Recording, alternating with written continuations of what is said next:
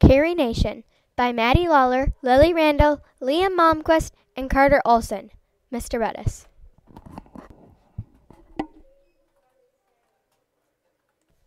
Childhood. Carrie was born November 25th, 1846 in Garrett County, Kentucky. Her parents were George and Mary Moore. As a child, she faced many challenges, including a mother with a mental illness, her father's financial problems, and frequent illnesses herself. She also had next to no education, although she obtained a teaching certificate. Carrie and her 5 siblings were raised almost exclusively by Mr. Moore's house slaves and rarely saw their parents. This lack of love and respect may have played an important role in her hectic and unique adulthood. Carrie did not have much education, so it affected her later life. She did not go to elementary school much because her mom had mental illnesses and her dad had financial problems and couldn't afford a proper education for Carrie. She went to school in Kansas, Kentucky, and Missouri. She later then attended a Missouri Norman school and got a teaching certificate. When she did go to school, she stood up against alcohol, and she did not go to school that much.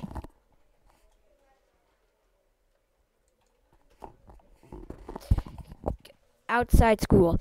Carrie Nation's education started and stopped due to her family moves and her own poor health, but the activists still found their way to make her mark. At an age when others were still in school, Carrie learned the horror of the war, and when she nursed hurt soldiers after a civil war in Independence, Missouri. The anti-South Queen published a few short-lived newsletters. The frequent jailbird never stopped fighting against alcohol. The bar smasher went to jails many times in her life. Carrie said that she had to fail to succeed, and failure was her best teaching. And also, this is what she did instead of her education.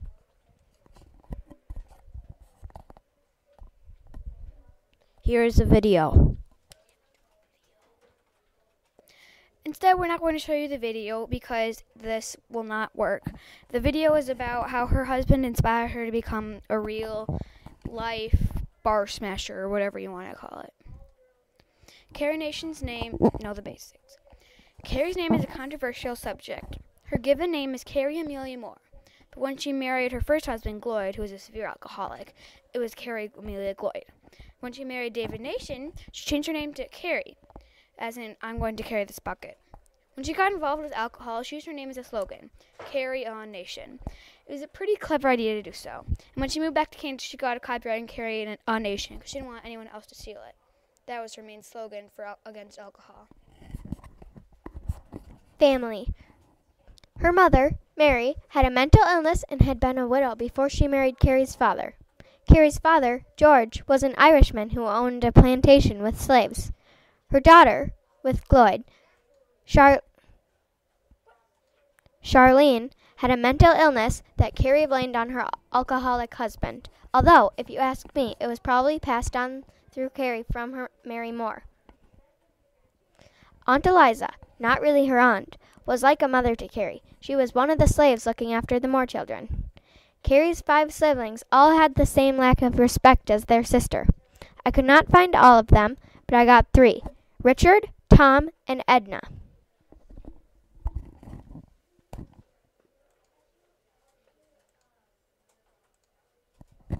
Marriage, jobs, and kids.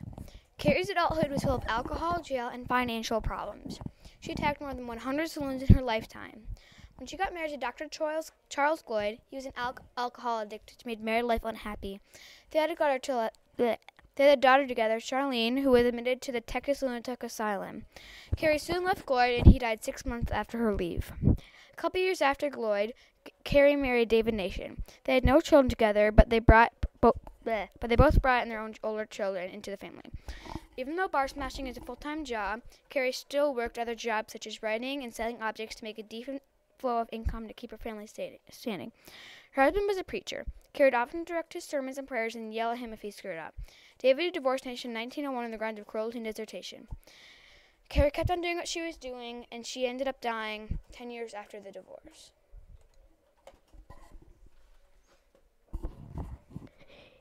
Carrie Nation, 7 fun facts.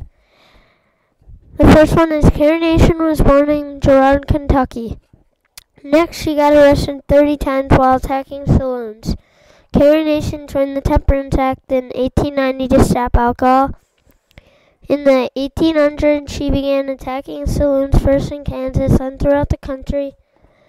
Carrie Nation also married Charles Gloyd in 1887. That turned out to be an alcohol freak, so she got divorced. Carrie Nation was a teacher and taught for a little time. Carrie Nation had a daughter that was scientifically named a lunatic. Carrie Nation's national image. Sexist, crazy, Carrie, lunatic, leader, and fighter were some of the many names Carrie was branded upon in her adulthood. To some, she was a crazy woman with far-off dreams that could only cause problems, but to others, she was their only hope. From her point of view, alcohol was bad, period. So she thought she could save many lives by destroying as many saloons as she possibly could. To bar owners, she was a lunatic and a nuisance. To drunkards' wives, she was a miracle waiting to happen. So overall, she was insane, great, and a hopeless, stubborn woman.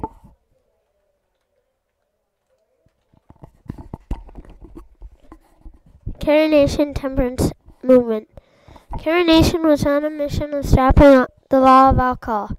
To do that, she went to the Supreme Court to negotiate with a compromise. But they would not bother to listen. So she brought a hatchet. With her hatchet, she went to bars and started smashing beer bottles and bothering customers. Next, she started singing hymns and breaking furniture. Lastly, she would eventually hurt civilians. She entered the temperance movement in 1890. She died in 1911 because of illness, just 9 years before her goal was reached. In 1914, her dreams had come true and her goal was reached. This picture on the top says, in 1881, Kansas became first state to outlaw booze. Teetotaler Carrie Nation takes to entering saloons with a hatchet to destroy bottles. She occasionally greets bartender the cheery, "Good morning, destroyer of men's souls." And that is the end.